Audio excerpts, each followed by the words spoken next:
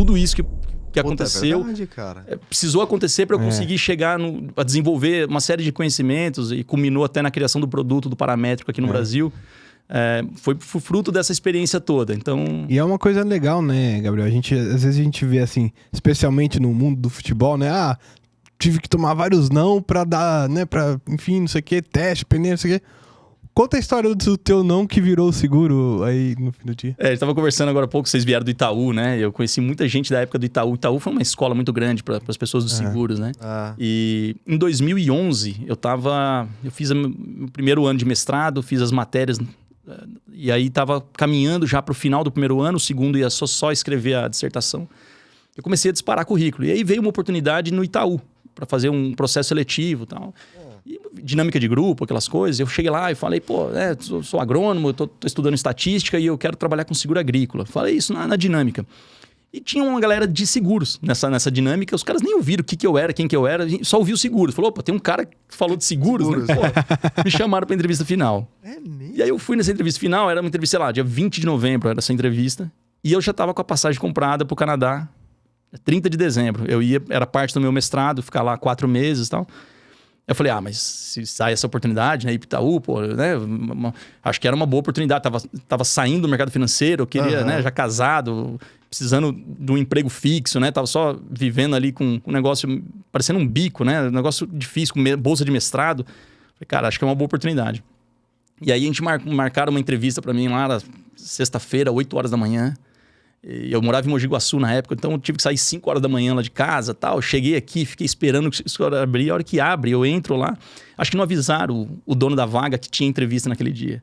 E aí eu chego às 8, fico 8, 9, 10 horas, me deixaram na salinha. De aparecer, o cara não apareceu. E aí o cara apareceu umas 10h30, uma cara de ressaca danada, assim, bravo pra caramba.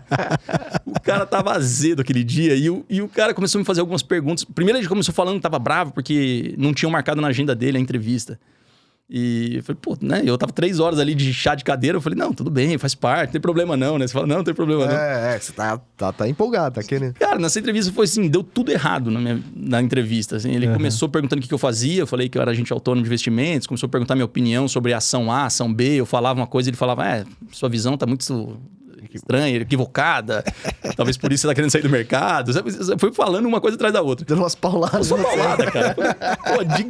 De graça, assim. Era pra trabalhar com property ainda, nem era com agro, mas assim... E eu falei, não... Aí ele perguntou não pra mim... Não vai tentar ficar lembrando nomes aqui, né? Depois você me fala aí quem que é. Eu não lembro o nome dele, mas eu lembro que ele perguntou assim pra mim... Sei lá, eu devia estar com 26, 27 anos. E era uma posição júnior. Ele falou, como que você se vê, de repente, entrando aqui, trabalhando pra uma pessoa mais velha, tal... Mais nova, desculpa. Sendo seu chefe. Eu falei, cara, se o cara for bom, não vejo problema nenhum. Não sei não, acho que você não vai aguentar. Aí eu falei, ô louco. Aí ele falou, você tá com 27 anos? Ele falou, você tá velho pro mercado. Você, no máximo que você vai chegar na vida vai ser um superintendente. Aí eu falei, cara, assim, foi uma série de coisas. Eu saí de lá desolado. Obviamente não passei na entrevista e tal. Puta que pariu. E aí por não passar, eu falei, agora eu vou pro Canadá mesmo e tal. E aí eu tava falando isso pro Rafael um pouco antes de começar. Foi muito bom não passar. Porque se eu tivesse passado, provavelmente eu teria ido. A minha carreira teria tomado uma outra proporção, outro caminho, outra linha. Não teria nem entrado no agro, no seguro agrícola, sei lá. A gente não sabe o que aconteceria. Mas quando eu vou pro Canadá, eu chego lá, conheço uma série de pessoas vinculadas ao Departamento de Agricultura. E aí eu ouço falar pela primeira vez de derivativo climático. Eu chego no Canadá, 30 graus negativo. E os caras lá falando o seguinte, olha, os analistas econômicos, falando, esse inverno desse ano tá tranquilo, porque era o inverno mais quente dos últimos 90 anos. Foi só um período que eles pegaram menos 30, eles ficaram a maior parte do tempo em menos 10.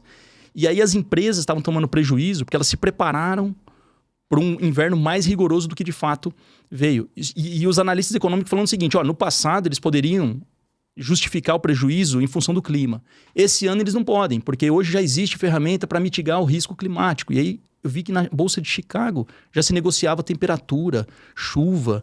Eu falei, mas que negócio louco. Como assim? Eu falei, não entendia também. Como que pode negociar chuva? Como que você negocia? Como você compra e vende temperatura? Pois é. Era o derivativo climático. Aí eu fui entender o que era aquilo, me empolguei, falei, vou escrever meu mestrado sobre isso. Eu fui para o Canadá fazer disciplinas e escrever o meu mestrado. E aí eu decidi escrever o meu mestrado sobre isso. Eu volto para o Brasil, dá 2 meses, vem uma oportunidade na Swiss Re, precisava de um agrônomo, conhecesse o mercado financeiro e tudo mais e tal. Eu entro na Swiss Re e parte do meu programa na entrada era passar 4 meses, 3, 4 meses na Suíça aprendendo a fazer a precificação. E naquela época, o diretor de agricultura era o mesmo diretor de energia. E era o cara que me contratou, né? Lá fora, aqui no Brasil foi o Cooling, e lá foi o... E aí chego lá, esse cara, ele cuidava da parte de energia e ele só fazia um derivativo climático o dia inteiro. Eu falei, cara, que coincidência, eu tô escrevendo sobre derivativo climático e tal. Muita coincidência. E aí ele me deu uma aula, ele falou, você vai apresentar sua dissertação aqui para os traders. Prepara aí uma apresentação. Aí eu fiquei preparando a apresentação e tal. Na hora que eu fui fazer a apresentação, ele falou, não, imprime aí umas folhas, a gente vai num lugar aqui fazer a apresentação. Aí a gente sai para fazer, eu achei que ele fosse me levar numa sala, ele leva num pub, pagou uma rodada de cerveja pra todo mundo. Lá em Zurique? Em Zurique. Que da hora, velho. Ele falou, agora vai lá, apresenta pros traders aí. Eu tremia todo, né, com o inglês macarrônico ainda no começo, aquelas coisas, mas foi muito forte esse empurrão que ele me deu. Velho. E aí eu mostrei minha dissertação, os caras olharam e falaram, pô, foram muito educados, assim, sabe? Eles apontaram vários erros, várias falhas e tal. E ali eu mudei muito a forma. Eu tava fazendo, só pra ter uma noção da mudança, eu tava estudando uma estação meteorológica no Brasil e fazendo todo um algoritmo de precificação. Eu saio de lá e falo, cara, não posso fazer pra eu tenho que fazer pro Brasil inteiro. Aí eu fui pra 300 estações meteorológicas. Nossa. Os caras me mostraram onde tinha dados, onde tinha isso, como é que fazia.